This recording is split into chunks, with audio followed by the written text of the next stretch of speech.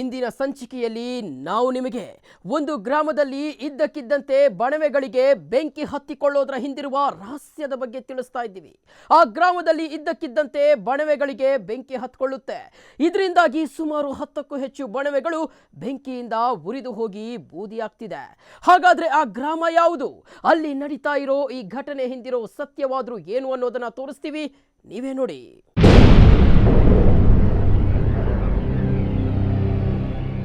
ಅದು ತಾವರೆಕೆರೆ ತಾಲೂಕಿನ ಸಂಗಲಾಪುರ ಗ್ರಾಮ.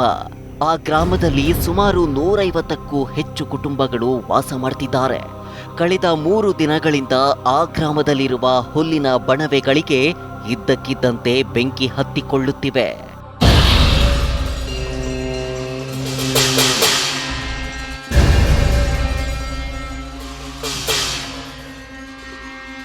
ನಮ್ಮ ವಿಧಾನಸಭಾ ಕ್ಷೇತ್ರದ ವ್ಯಾಪ್ತಿಯ ಸಂಗಲಾಪುರದಲ್ಲಿ ಕಳೆದ 20 ದಿವಸದಿಂದ ಸುಮಾರು 12ರಿಂದ 15 ಬಣವೆಗಳಿಗೆ ಬೆಂಕಿ ಬಿದ್ದಿತ್ತು.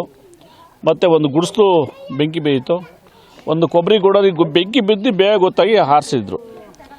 ಅದರಿಂದ ಕೆಲವು ಶಕ್ತಿಗಳು, ಕೆಲವು ಗೊತ್ತಿಕ್ಕಂಥ ಕೆಲವು ಶಕ್ತಿಗಳು ಅದು ಕೈವಾಡ ಮಾಡಿ ಕಾಣದ ಕೈಗಳು ಅದ್ರ ಮೇಲೆ ಚಾಚಿದ್ರು.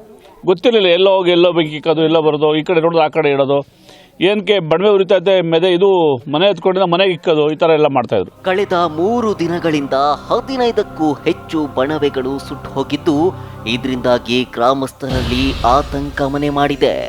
ನಡೆದಿರುವ ಘಟನೆಯಿಂದಾಗಿ ಅಗ್ನಿಶಾಮಕ ದಳದ ಸಿಬ್ಬಂದಿಗಳು ಸಹ 3 ದಿನಗಳಿಂದ ಈ ಸ್ಥಳದಲ್ಲಿಯೇ ಇದ್ದಾರೆ.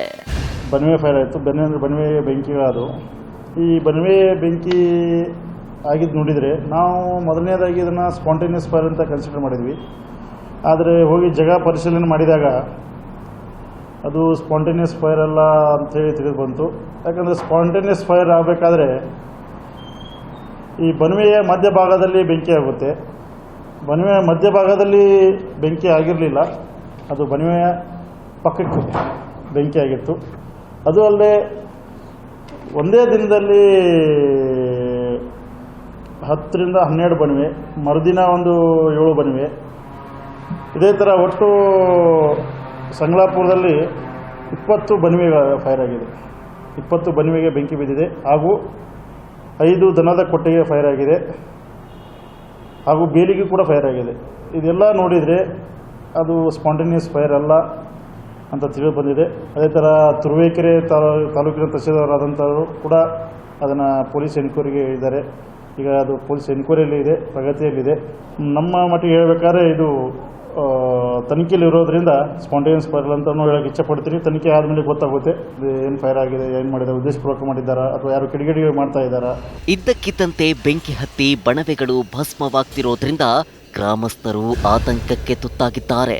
ಜಾನುವಾರುಗಳಿಗೆ ಬೇಕಾಗುವ ಮೇವು ಸುಟ್ಟು ಕರಕಲಾದ್ರೆ ಜಾನುವಾರುಗಳಿಗೆ ಆಹಾರ ಇಲ್ಲದಂತಾಗುತ್ತೆ ಅಂತ ರೈತರಿಗೆ ಭಯ ಉಂಟಾಗಿದೆ. ಸರ್ ರಾತ್ರಿ 9:30 ಒಂದು ಮೆದೆ ಎತ್ಕೊಂತು. ಈ ನಮ್ಮ ಹುಡುಗ ಆ ಕಡೆ ಫೋನ್ ಮಾಡ್ಕೊಂಡು ನಿಂತಿದ್ದಂತೆ. ಊರ ಮುಂದೆ ಒಂದು 3 ಜನ ಹುಡುಗರಿದ್ರಂತೆ. ಅವರೇ ಮಾಡ್ಯಾರೆ ಶಮಿ ಏನೋ ಹೊಗೆ ಎತ್ಕೊತು ನೋಡುವಂತೆ. ಇಲ್ಲ ಕಂಡ್ರು ಏನೋ ಇದು ಪೈಪಿಂದ ಏನೋ ಹೊಗೆ ಇರಬೇಕು ಅನ್ನಂತೆ. ಆಮೇಲೆ ಒಂದೇ ಸರಿ ದಗ್ಗನ ಹತ್ಕೊಂಡ್ಬಿಡ್ತಂತೆ. ಆಮೇಲೆ ಅವರು ನೋಡಿದ್ರು ಇದೇನು ದಗ್ಗನ ಹತ್ಕೊಂಡ್ಬಿಡ್ತಲ್ಲ ಅಂತ ಒಡೆ ಬಂದ್ರಂತೆ. ಇವನೇ ಬೆಂಕಿ ಹತ್ಕೋತೇನೋ ಬಲ್ಲಿ ಅಂತ ಹೇಳ್ಬಿಟ್ಟು ಒಡೆ ಹೋದ್ರಂತ 4 ಜನ. ಹೋಗೋಷ್ಟ್ರಾಗ ಎಲ್ಲ ಜನ ಕವರಾಗಿ ನೀರು ಹಾಕಿ ಫೈರ್ ಇಂಜನ್ ಕರ್ಸಿರು, ಎಲ್ಲ ಇದು ಮಾಡಿ ಆಫ್ ಮಾಡಿರು. ಅದನ್ನೇನೋ ಕೆಡ್ಸಿ ಮಾಡಿ 1 ಗಂಟೆ 1:15 ಆಯ್ತು ಮನೆಗೆ ಬಂದು ಮಲಿಕೊಂಡು. ನಾವೆಲ್ಲ ಅಲ್ಲೇ ಇದ್ದು. ಅದೇನೋ ಆಕಸ್ಮಿಕ ಏನೋ ಯಾರೋ ಬೀಡಿ ಸೇದಿ ಹಿಂಗೆ ಎಸ್ತೋಗ್ಯಾರೆ, ಆಕಸ್ಮಿಕವಾಗಿ ಹತ್ಕೊಂಡೈತಿ ಅಂತ ತಿಳ್ಕೊಂಡು ನಮಗೂ ಹಿಂಗೆ ಗೊತ್ತಾಗಲಿಲ್ಲ. ಆಮೇಲೆ ಬೆಳಗ್ಗೆ 7 ಗಂಟೆ 7:15 ಆಗಿತ್ತು. ಅವಾಗಿನ ಎದ್ದು ಈಚೆಗೆ ಬರ್ತಿದ್ದೆ, ಎಲ್ಲ ಜನ ಓಡೋಗ್ತಿದ್ರು. ಏನು ಹಿಂಗೆ ಓಡೋಯ್ತಾರಲ್ಲ ಅಂತೇಳಿ ನಮ್ಮ ಕೊಪ್ಪಲು ಪಕ್ಕನೇ ಅಲ್ಲಿ ಗಂಗಾಧರಯ್ಯ ಅನ್ನೋದೊಂದು ಮೆದೆ ಎತ್ಕೊಂತು. ಆ ಮೆದೆ ಎತ್ಕೊಂಡು ಅದು ಫೈರ್ ಇಂಜನ್ ಬಂದು ಆರಿಸ್ತು. ಆವಾಗ ಆವಾಗ ಕರ್ಸಿದ್ರು ಅದನ್ನು.